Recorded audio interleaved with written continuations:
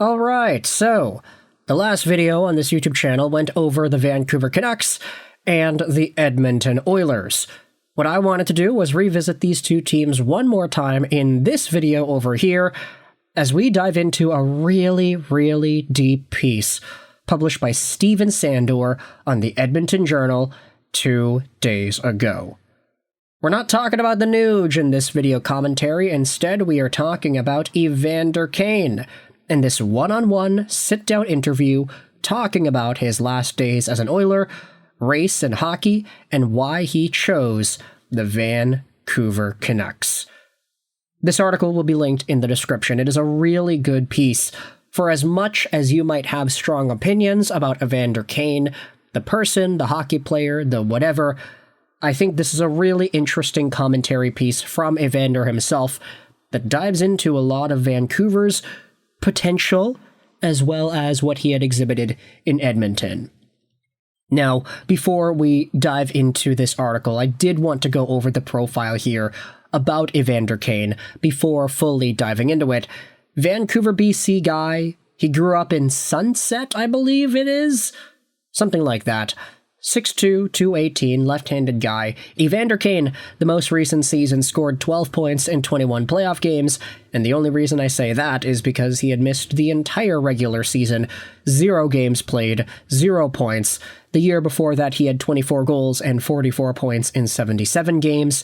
Say what you want about Evander and his health status, but when he is at his best, when he is going and when he is shooting, when he is scoring, he actually does provide value.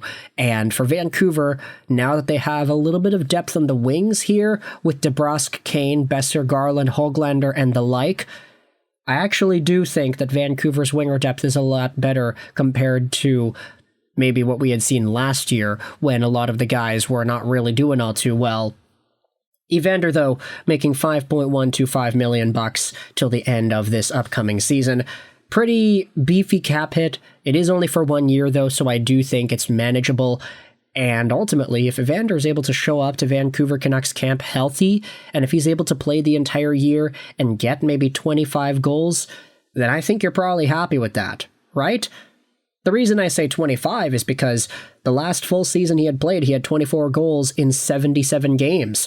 Then before that, 16 goals in 41 games. He had 22 goals with the Oilers in 43 games as well. If you do the math over 82, Evander Kane's goal total when he plays should be in that 25-ish territory.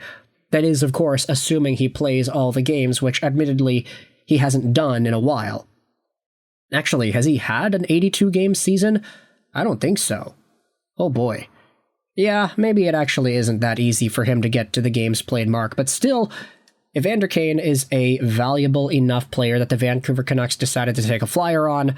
I know folks will disagree with that in the comment section below, but let's dive into some of these comments that he had on the way his time in Edmonton ended, as well as why he chose Vancouver. Scrolling down here, can we zoom in and make the article look a little better? Okay, that's a little bit too much. The article talks about Evander Kane and how he would have loved to stay and finish his career in Edmonton. Me and my family, we have a lot of great memories here on and off the ice.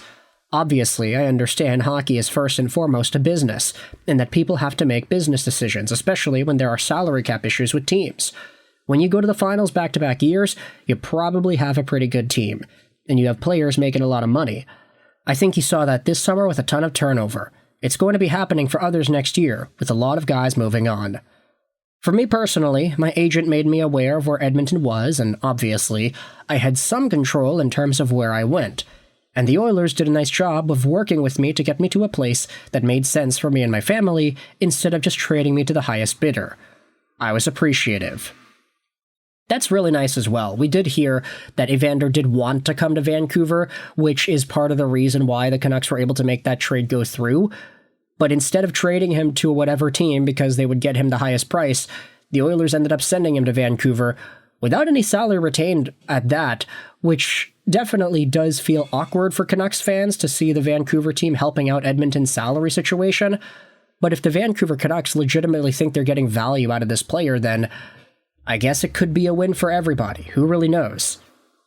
The article goes out there and talks about Evander Kane's situation in Game 6 post-game. He didn't join the Oilers teammates for the post-series handshake with the Panthers. Kane received a misconduct penalty with a little more than 2 minutes left in the third of that 5-1 loss, and he didn't re-emerge after the final horn sounded. It led to a firestorm of criticism. Kane said he doesn't understand why so many pundits don't see it for simply what it was, a player who was thrown out of the game and thought the best course of action was to not come back to the ice after 60 minutes. It's baffling to me how anybody saw that in any other way than somebody getting kicked out of a game. I mean, I've been kicked out of games in the past. Other players have been kicked out of games in the past. I've never seen anybody come out and shake hands if they were kicked out of the game in an elimination game of the postseason. So I didn't. Then I saw some criticism around it for me. I felt like they were just looking for something to talk about.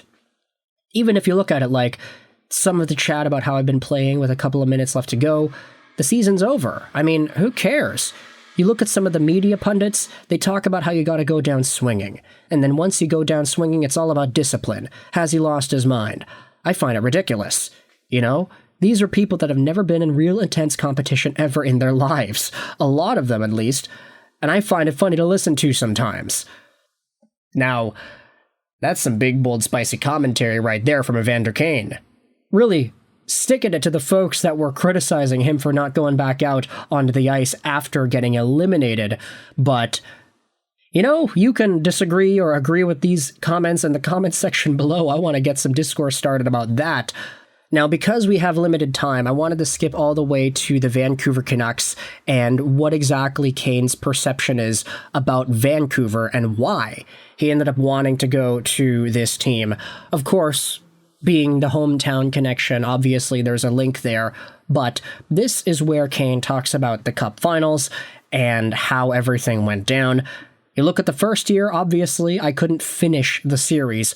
I was hurt pretty much the entire regular season and really hurt in the playoffs. But to lose in 7 games and not get it, I mean, anytime you go down 3-0, you really put yourself behind the 8 ball, and we were able to come back and give ourselves 1 game to win a Stanley Cup. This year, we have home ice, we win Game 1, and it was big, going into overtime, winning in overtime, and then the series changed. The next game, it could have went either way, you know? We jump out to a bit of a lead, and it's just one of those things that if you get up 2-0, maybe the series changes a little bit. I think really where the series turned was Game 5. We didn't play the type of Game 5 we needed to play. Coming back, tied 2-2, we could have ensured at least have a Game 7 on home ice. I didn't think we had our best game, but in a way, and then Game 6, it just seemed that they got their opportunities, and when they got them, they scored. And then their goalie made a big save.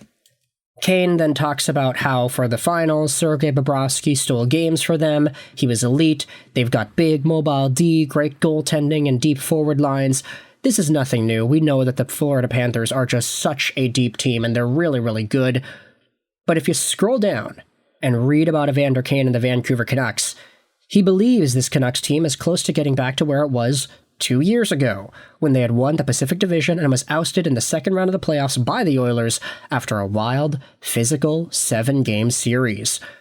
We played Vancouver in the second round of the first year we went to the Cup Finals, said Kane, and we had to take them to Game 7, and we squeaked it out. Vancouver, only 2 years ago, they could have been in the final. They were probably the toughest series, believe it or not, that whole playoff, including Florida. I mean, we got down 3 in Florida, but then we won 3 straight, right? Yeah, the Canucks were probably our toughest series over that whole year. If you look back at that, obviously they had a bit of an off year last year. I think that it's more realistic to be back in the playoffs and be contending. So this, pretty bold commentary as well from Evander. The Canucks could have been in the finals, in his opinion? Oh man. What could have been with that 23-24 team, man? With all this in mind, let me know your thoughts in the comment section below about this deep dive article into everything Evander Kane, his thoughts in Vancouver, and how he had left the Oilers. Article will be linked in the description. Let me know in the comments section all your opinions. I hope you enjoyed this video. And bye.